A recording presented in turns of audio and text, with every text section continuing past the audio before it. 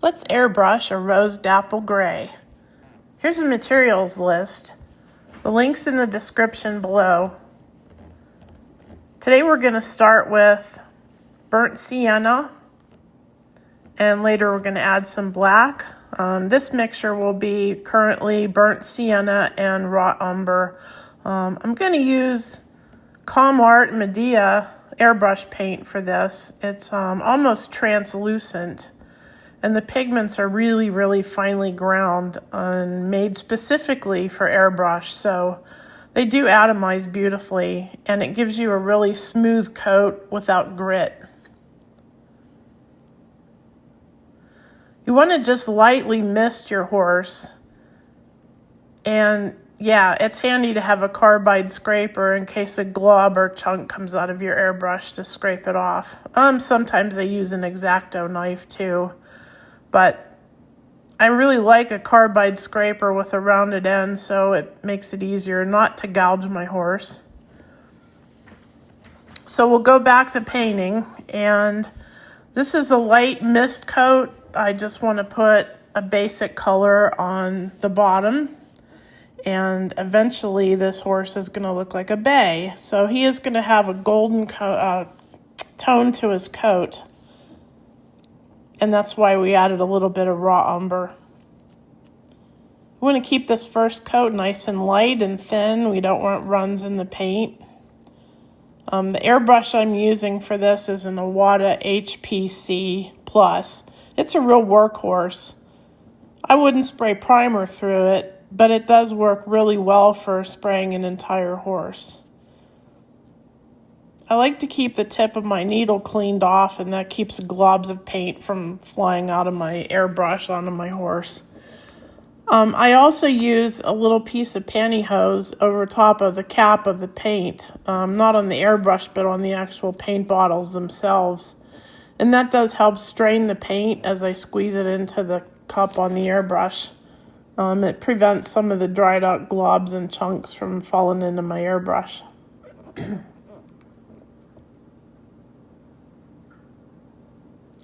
This first coat I like to be nice and even. It's just a real light mist coat.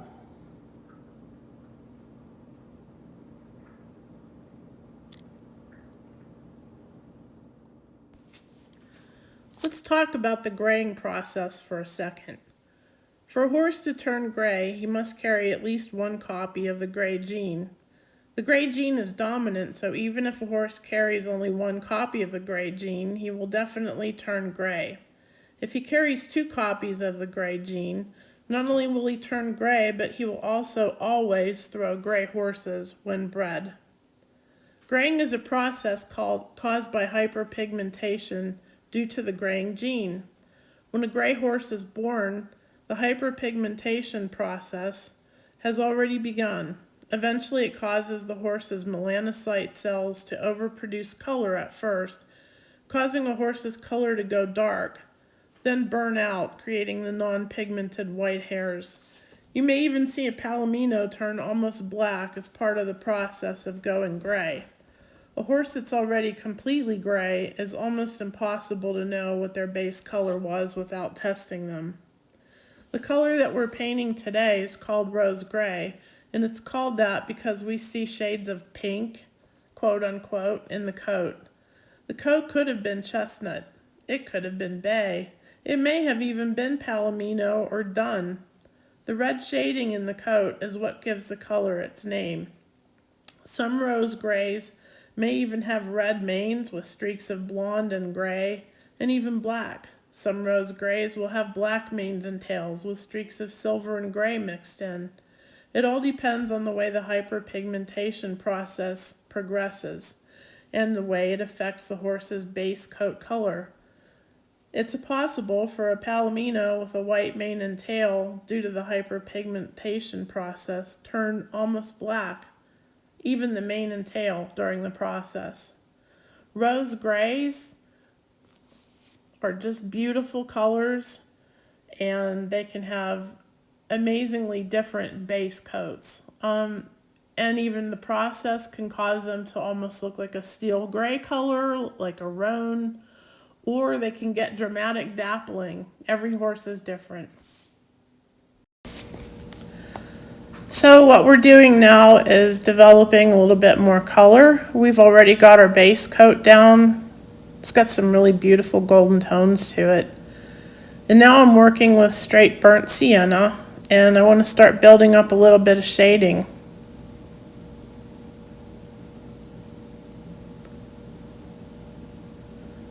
I'm working over the shoulder area and creating some depth in the creases of the muscles. And I like to paint on down the legs, even though the legs are going to be darker, almost black.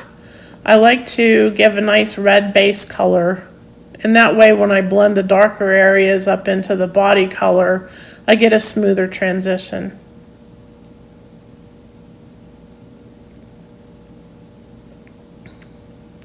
I'm more comfortable as I spray to sort of start the airbrush in an area next to the horse and not point directly at the horse. That way, if I do have a little bubble or splat that's on the end of my needle, it'll spray away from the horse. So I like to begin and end each, what would I call it, swath of the paintbrush, the airbrush, away from the horse. Some people like to start away from the horse and then do circular patterns, but since horses seem to have, even though they're round, they seem to have these angles that we need to follow with our coloring. So the angles of the shoulders, and you'll see how here I'm going up and down the angle of the neck. And it's straight and curved at the same time, so it really helps to be able to just follow the lines of the muscles and develop the shading in the creases. Right now this is just the straight burnt sienna Medea, but you can see I've added a few drops of water there, and I am mixing with my clay shaper. I just picked up a drop of black.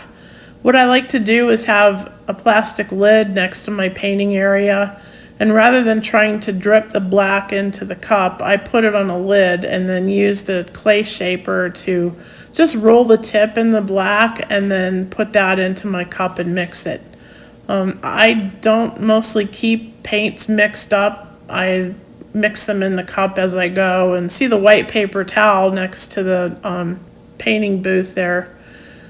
I will test the color before I put it on the horse. That way if I need a little more black or a little less black, I can add more red.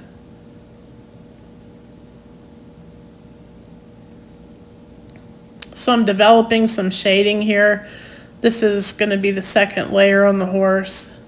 I haven't sealed between layers. You can if you like.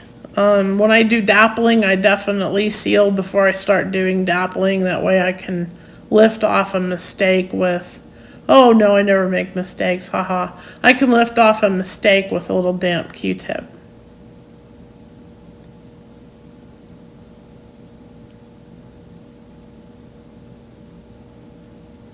So you can see how the left side of the horse,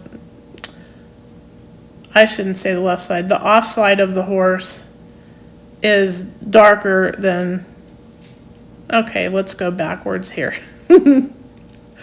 I'm watching this as I'm recording it. The horse's near side is darker than the horse's off side. We haven't started the shading on the off side. Now we're going to start the shading on the off side. Forgive me, it's been a long 4th of July weekend and my head's still hearing kaboom, kaboom.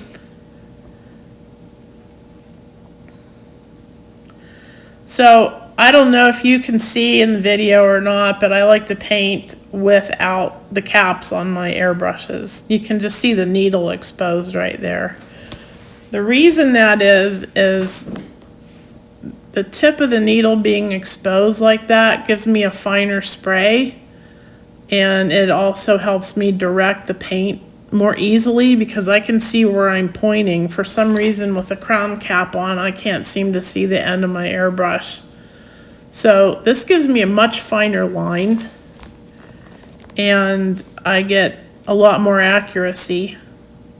I feel like I can see where I'm painting. Have you ever been painting with an airbrush and you think you're pointed at the shoulder and it comes up on the neck or something like that? That it used to happen to me a lot, but not anymore. I started painting without the cap and it's worked really well. You just have to be really, really careful not to, one, stab yourself, and I still do that on occasion, and two, when you set your airbrush down in the holder, that you don't bump the needle into the holder or the bottles of paint or whatever else you might have sitting around there. So what you can't see in this is I have my compressor underneath my table. It's an Iwata PowerJet Pro, and it has a tank on it, and it's set up to run 4 airbrushes the way I have it set up. It's got 2 regulators on it and 2 air traps, and then I put a splitter on that so I can run 4 airbrushes at the same time. This particular horse I'm painting with, I'm trying to remember, I think this was about 25 pounds PSI. The Medea airbrush paint is really, really thin, and I didn't put any retarder in this. I didn't really need it because I don't tend to get tip dry since I'm spraying pretty fast and a pretty good quantity of paint. So I kind of saved the retarder for when I'm spraying small dappling. I really need the retarder for that because I get tip dry. So for this, I'm developing some shading over the shoulders here, and you can see I've picked up some black, and rather than using burnt umber, which has a green tone to it, I like to use burnt sienna, and then just gradually keep adding itsy bitsy teeny weeny bits of black to it. And the reason I do it the way I do rather than trying to put a drop in there is a lot of times a drop is too much because the black is just so overpowering. I use Badger black. I don't like the Comart black because it's just not a very black if you want a good solid black. It's more of a charcoal color, which is great if you want that, but if you need a good solid black, then for me, Badger black's the way to go. For me, I found that that's the blackest black with the finest grind of pigment. Some of the other blacks are black, but the pigment is a little coarse, and so when you spray it, it looks grainy. But the Badger black is just one of the most beautiful, smooth blacks I've ever seen. So I can't rate it high enough. I just love it.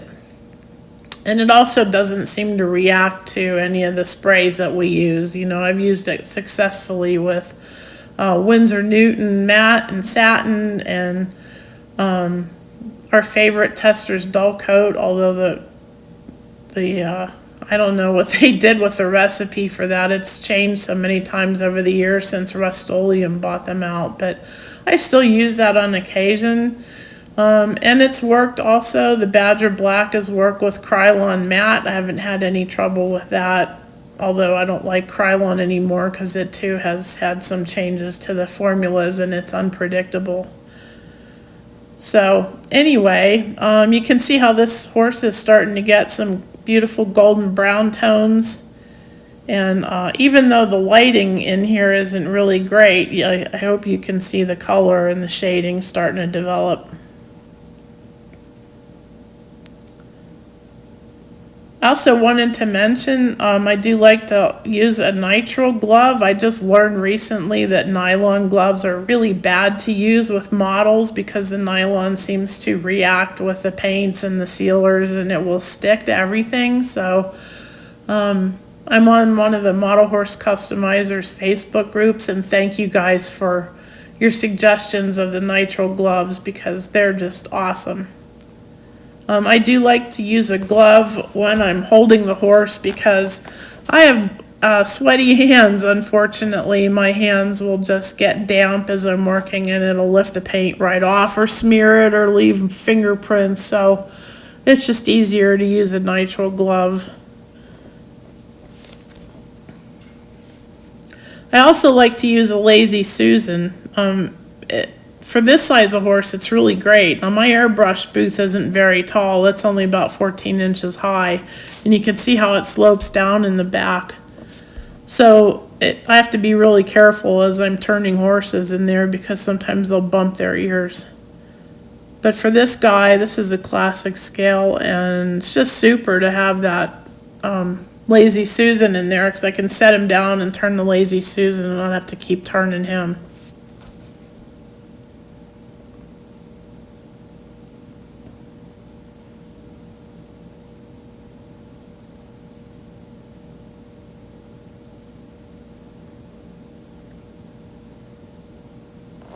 I wanted to mention that this video series called Painting a Rose Gray with Airbrush was actually done for Breyer. They talked to me a couple of months ago and asked me if I'd be willing to do an article for their Just About Horses magazine. And I was absolutely thrilled to say yes, I would love to do that. So I'm honored to be creating this video series as a part of the article I'm doing for them in Just About Horses magazine. So if you're a Breyer collector, make sure that you check out this year's Just About Horses, which will be coming out sometime, I think, in the fall. Does that come out in September, October? I don't remember. I've been getting the Just About Horses for years and years, but I know it used to come out 4 times a year, and now it's just once a year. And then this will also be linked to their website. So it's right before Breyerfest. I'm not really sure when they're going to put this on their website. I know the article is going up there ASAP, but I'm not sure when they're going to put the links to the video. So keep an eye out for that, guys, and I hope you enjoy this series of painting a rose dapple gray. I'm going to let you watch me paint the shading here for a few minutes, and I'll stop talking and just let you look.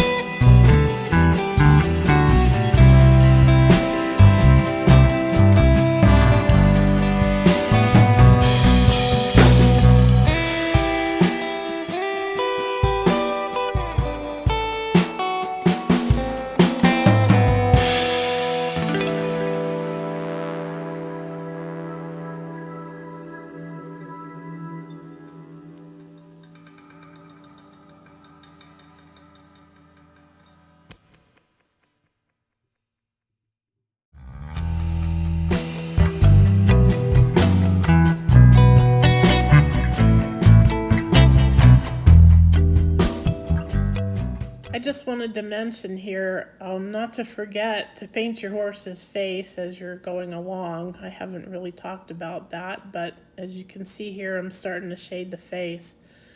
If you have some good reference photos, study the graying on your horse's faces in the pictures. It's really fascinating. Some horses' faces do go completely white, but others tend to have these interesting, almost dappling and barring shapes on their face. So as you're watching the videos for me painting this horse, watch what I do with the face. It's kind of fun. I left it light in the center, and I'm going to use that to my advantage because I love to use colored pencils and paints over top of my airbrush work. Even pastels, I love it all. It's all great. So watch what happens with the face, because I kind of like the way this guy turned out. This video series is actually several videos that I'm going to compile into a playlist for you so that you can just start with one and watch them straight through. But his face is going to be really fun. I love the way it turned out, so just kind of keep an eye on that. And did notice how there's just ever so slightly a hint of the reddish shading, and I love the way it turns out later on. So, okay, watch again, and I'm going to be quiet for a little while.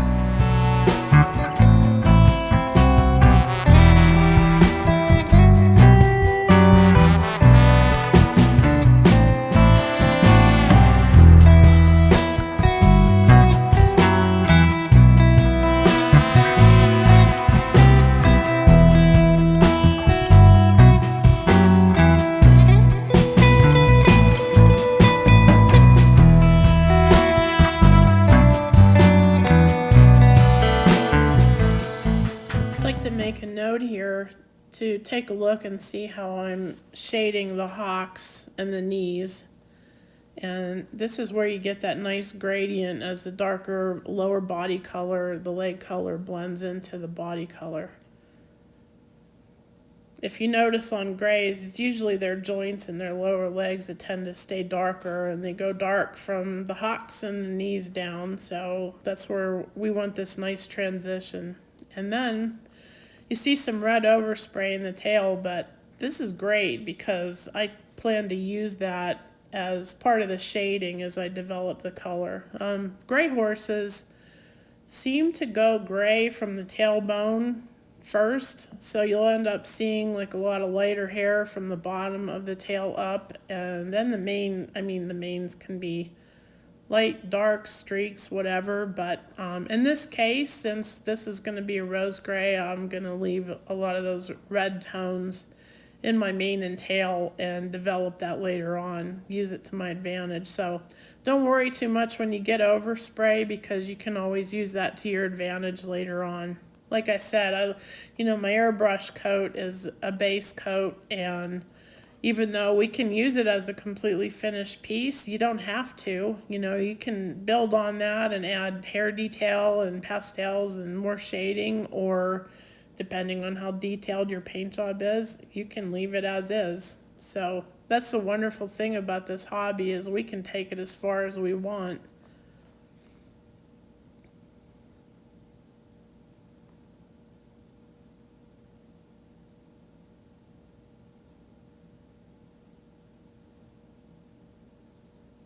Okay, just a few more minutes left in this video, and then we will move on to dappling. How many of you guys have ever done a dapple gray with airbrush before? It's an interesting process.